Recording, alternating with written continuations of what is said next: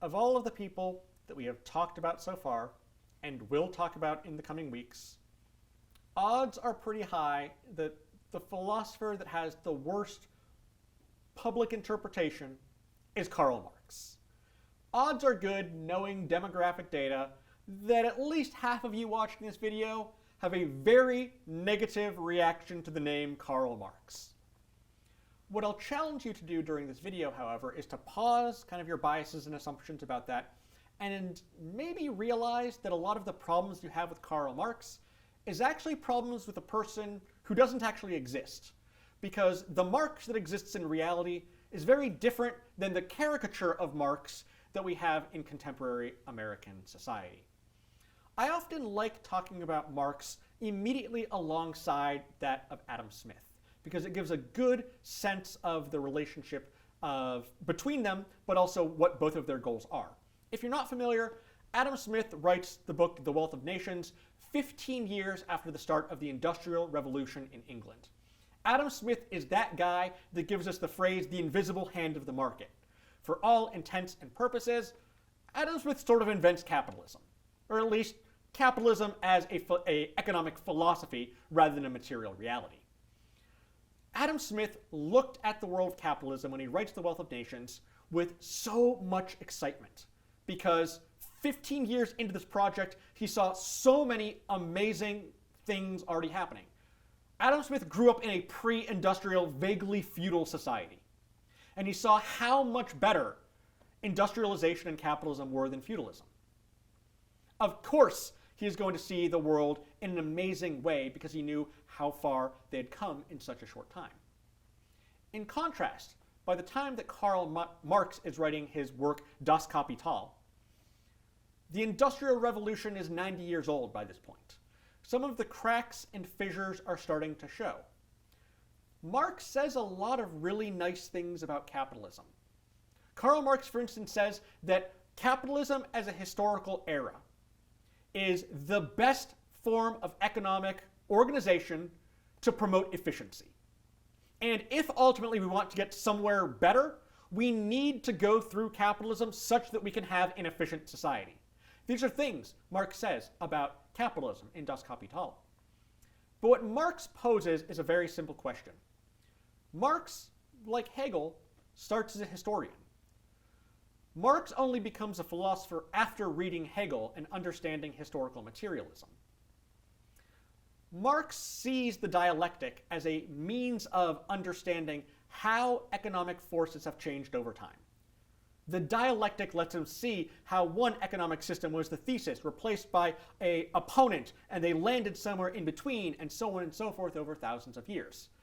And Marx would say in Das Kapital, going all the way back to the high point of the Roman Empire, there have always been class conflicts between the people in power and the people outside of power. The first example that he gives is the patricians versus the plebeians in Roman society, where the patricians were the aristocratic class, the plebeians were your dock workers, your farmers, all these people. And slowly but surely over time, the plebeian, plebes, where we get that term from in our contemporary society, where the plebeians were slowly able to triumph over the patrician class because there were simply more of them. And that if they went on strike, for instance, when there was the plebeian secession in Roman society, they finally got equal political rights. That changed the economic organization in Rome. And then there were serfs versus feudal lords all throughout feudalism, and that lasted 1,000 years. But there was also over 60 different peasant revolts throughout just Europe against feudal society. So Marx would look at all of these forms of economic arrangements over time and say, wow, they all started, they all flourished for a while, then the cracks started to show, and finally they were overthrown. That's always happened. So I have a question. Why would capitalism be any different? It's always happened this way. To paraphrase one of my favorite shows, Battlestar Galactica, you should go watch it. All of this has happened before, and all of this will happen again. It's always happened this way. So why is capitalism any different? When we put this in context, Karl Marx was writing Das Kapital when capitalism was about 90 years to 100 years old. Even today, capitalism, the starting point's a little bit fuzzy, but it's maybe around 350 to 400 years old. To just be on pace with how long feudalism organized European society, we are 600 years down the road. When people often criticize things like socialism and communism as being these utopian alternatives, again, why those conversations about Immanuel Kant earlier this week mattered, when we talk about those things as being utopian, if I were to ask you, hey, you think capitalism is going to look the same time round about the year 2525? Your answer is probably no. That's the sort of game that Karl Marx is playing here. Yeah, of course humans are going to need to evolve. They are going to need to grow up, to use that phrase from Immanuel Kant earlier in the week. They're going to change over time, but they've got hundreds and hundreds of years. But importantly, this is a necessary part of the human story. We have to go through capitalism. Because if we don't, if we do get to a society that's completely classless, what his goal will ultimately be. If we do finally get to some classless society, but we didn't go through capitalism, our society is not going to be efficient enough to do everything we need it to do. We must go through capitalism. This is what Karl Marx actually believes. These are the real arguments that he is making, rather than the caricature that we often see, not just in popular culture, but also the caricature of people like the Maoist revolutionaries in China, Pol Pot in the Khmer Rouge in Cambodia, both Lenin and Stalin during the Soviet Union. Those were all caricatures, really, of what Karl Marx's philosophy really was. Now, Marx would say that capitalism is necessary at giving us a good society going forward. But he would also say that capitalism has some ugly flaws that are a part of the system. And he calls these flaws alienation. He would say that alienation is a fundamental or an inexorable part of capitalism. And he would say that we're alienated in 4 ways. The first way that we are alienated is from the products of our labor. In the era of feudalism, for instance, if you were a blacksmith, you would take those iron ingots from the starting point and you could see the work, you could see yourself in the work that you were doing. The same if you were a farmer during those societies, you could see yourself in the crops that you were growing. If, however, you work on a GM assembly line, do you really see yourself in every car door panel that has 5 rivets going into it? Do you see that car driving down the road and be like, wow, I might have riveted that door panel on? No. You are alienated from the thing that you are producing because you are not producing things yourself. The second way that you are alienated is from your labor. That the labor that you choose to do may not necessarily be the labor that you want to do, because we are living in a society that is determined by capitalist exchange.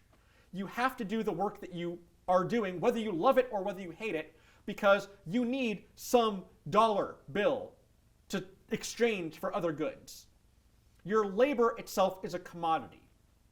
And Marx, hundreds of years before we saw this as a problem in American society, was very concerned about things like outsourcing labor.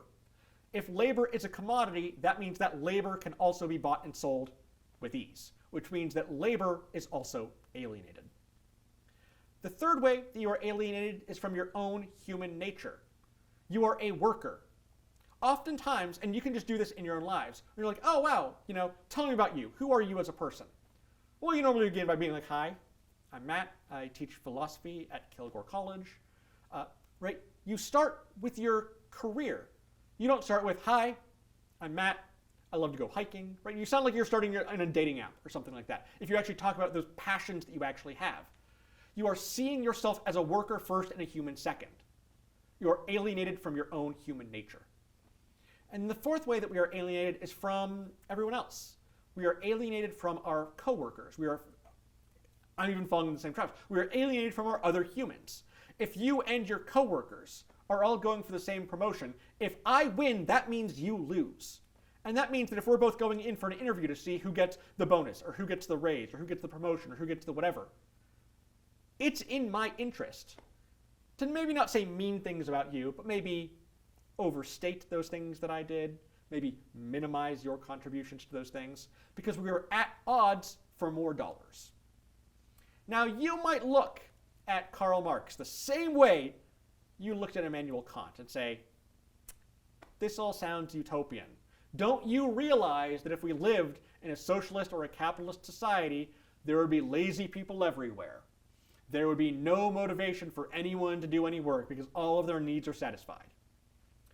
Karl Marx, much like Immanuel Kant, would look at you dead in the eyes, and I'll say two things.